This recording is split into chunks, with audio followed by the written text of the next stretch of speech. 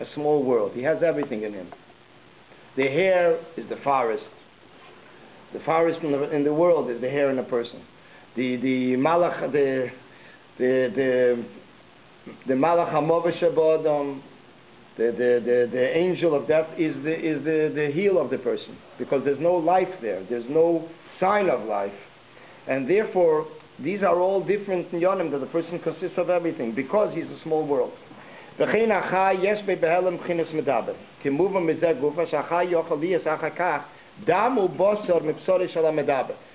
the animal world, has also in himself something of the medaber, of the person.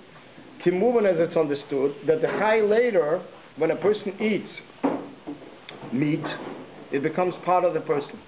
So therefore, the Rebbe says, potentially, it's already prone that it already has in itself something from the person. The same thing, tzemeach and daimim, in the plant world, in the silent world, everything consists of the other.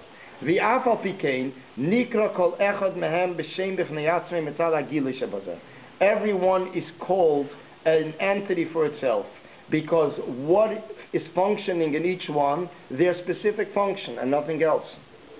I mean, nothing in an obvious way. So therefore, everyone is a world for himself.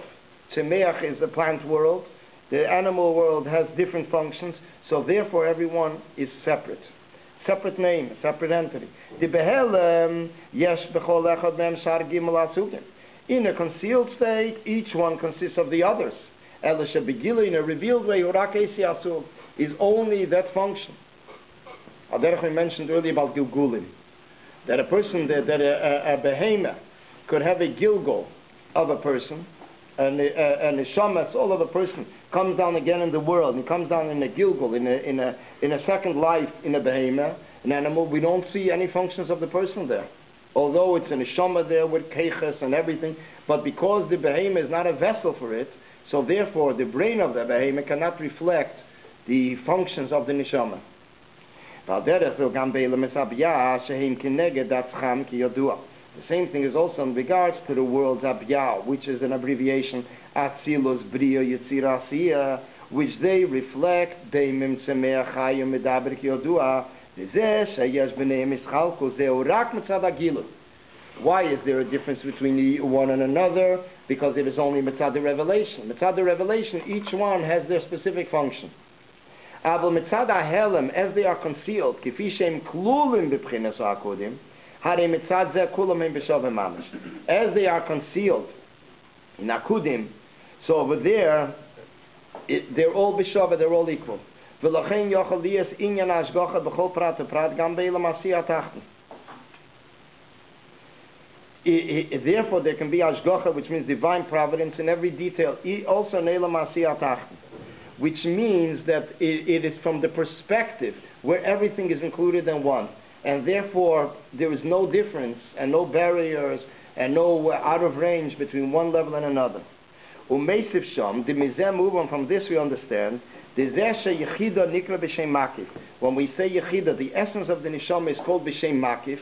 It hovers over the body. It's not enclosed in the body. It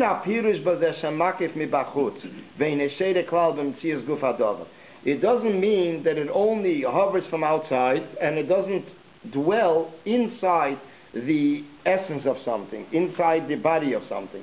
Ela Adarabe, as we have it in Tanya. Now, in time you see in the footnote, it's interesting, the order, the sequence of how the Rebbe chooses to write the references, one before the other, although chronologically in the order of Tanya, the second one usually appears first in Tanya. Ela Adarabe appears the Makif Shechen Dafke Beguf Adover Kemeshu Rak Shehu Behelam. Makif means it also, when it says hovering, it means it also dwells inside. But because it is hidden, it is considered hovering, because it's not revealed. Therefore, this is the divine providence in detail in every aspect. As it says in Tanya, Hashgacha Pratis is considered with the creation of the inyan, which is constantly being sustained. I'm thinking there's a whole talk that the Rebbe gave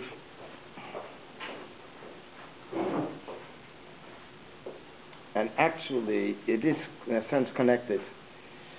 The Alter Rebbe writes in Shara Yichud V'Emunah, in the middle of Shara Yichud V'Emunah, Perek Zayin, that there are some that don't believe that there's Isavos every Rega, and that Tzimtzum is not, it's Kipshutei, not Lekipshutei. In other words, we say that when we say the Eibishter limited himself, that there shouldn't be the revelation in a revealed way, but he's still there. So there's Gdele Yisrael, some of the Torah sages that they felt that you can't say that the Eibishter finds himself everywhere. It would be a disrespect to say that Hashem finds himself everywhere. Therefore, they're with the opinion that it needs to be, that it's Tzimtzum Kipshuta, which means literally there are certain places where the Eibishter removes himself from there. Then there is another Geschichte, another concept, and that is, does the creation need to be happening every second? I mean, every rega does the creation need to be sustained on a constant basis? So the Rebbe discusses these two inyanim, that if the ones that hold that Hashem does not find himself everywhere is also connected with the inyan that there is a need or there's no need to create the creation, to sustain the creation on a constant basis. The Rebbe speaks about it in the Sikha in the summer Tov Shemem. And to the surprise of many Chassidim, and especially from the scholars in Chabad Chassidus, it was a total surprise because the Rebbe a few times made that point. In 1971, that same summer, and in 1980, summertime, that it makes sense, the Shita, that it's Tzimtzum Kipshutei. It makes sense that Hashem Taka removed himself certain places because he can't say he finds himself in disrespectful, and the Lashon is Mokem Ashpa, places where it's not a kovet, it's not a respectable place where Hashem would find himself in. And the Rebbe says that we can understand that Shita, but by the end of the summer, which seemed like this made a real revolution, that the Rebbe was taking up a different position, the Rebbe says that it's the end of the summer. We discussed this in the past, in the last few weeks, or whenever it was in the summer. The Rebbe says, I am not making any finalizations, I'm just explaining that both Shitas logically make sense. So this is basically how the Rebbe summed it up by the end of the summer. Is this connected at all with what the Ralbag says, that Hashem doesn't know everything that's going on all the time? No, not really in that sense. It was basically just the two things: if he is involved, if he sustains the creation on a constant basis, and that if he removes himself from places. I mean, it wasn't like in that wording, in that sense. Tzimtzum is removing? Was Tzimtzum Kipshutei? No, Tzimtzum Kipshutei meant as according to the Gdele Yisrael, they feel that it's nishayich to say in a Mokem Ashba that the Eibishter finds himself there. So therefore they say that it was Tzimtzum Kipshutei, that he removed himself certain places. How does that exist then?